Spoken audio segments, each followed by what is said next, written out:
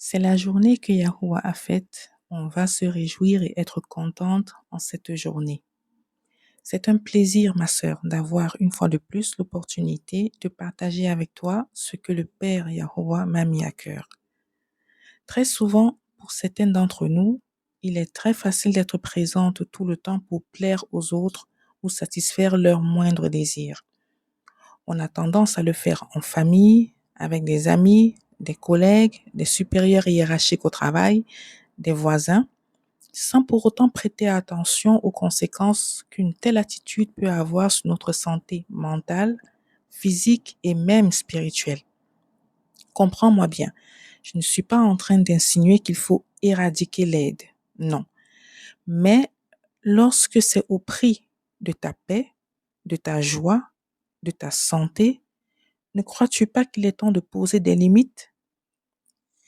Les personnes qui ne prêtent pas attention à ton bien-être, après que tu leur aies donné un coup de main pour la énième fois, qui puisent constamment en toi lorsqu'elles en ont envie, qui t'assèchent financièrement et matériellement en se moquant complètement de ton devenir, qui estiment qu'en échange de leur présence, tu dois être reconnaissante en leur étant asservie comme une esclave, qui selon leurs humeurs peuvent souffler sur toi le chaud et le froid à volonté par des paroles blessantes. Elles ne méritent pas ta compagnie, ton énergie et ton temps. Ces mêmes personnes ne peuvent pas tolérer la moitié de ce qu'elles te font endurer. Alors, pourquoi dois-tu porter sur ton dos leur manque de respect, leur mépris et leurs humeurs? Oui, la parole nous invite à être en bon terme avec tous les hommes si possible. Note bien qu'il est dit si possible. Ça ne veut pas dire être la serpillière de tous. Ça ne veut pas dire laisse tout le monde avoir accès à toi. La parole dit dans Proverbe 4, verset 23, garde ton cœur plus que toute autre chose. Il faut donc veiller sur ton cœur et ne pas absorber le comportement déviant et la négativité des autres de peur d'être blessé.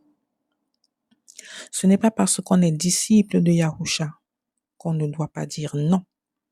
N'accepte pas de faire quelque chose pour quelqu'un alors que cela te met mal à l'aise. Ne dis pas oui à quelque chose pour laquelle le Père te dit non.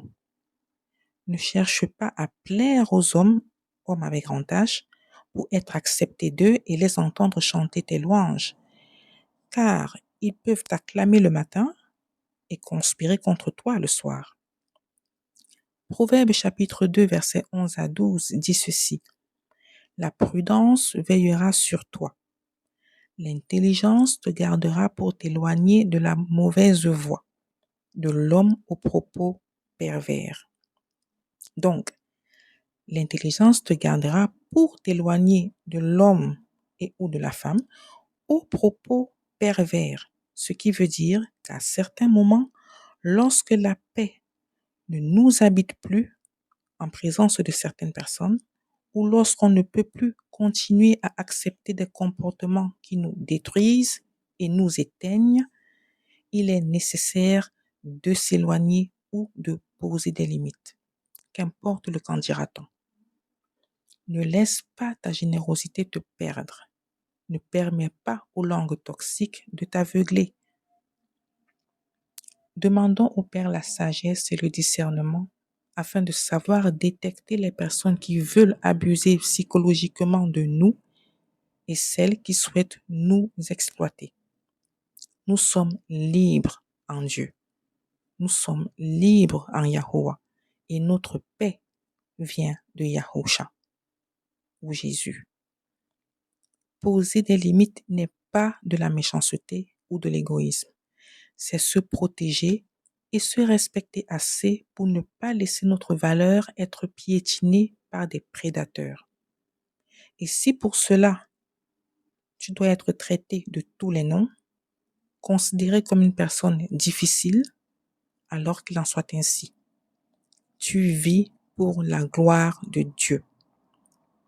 Le psaume 27, verset 10 dit ceci. Si mon père et ma mère venaient à m'abandonner, l'Éternel me recueillerait. Garde ceci dans ton cœur, ma sœur, et sois bénie.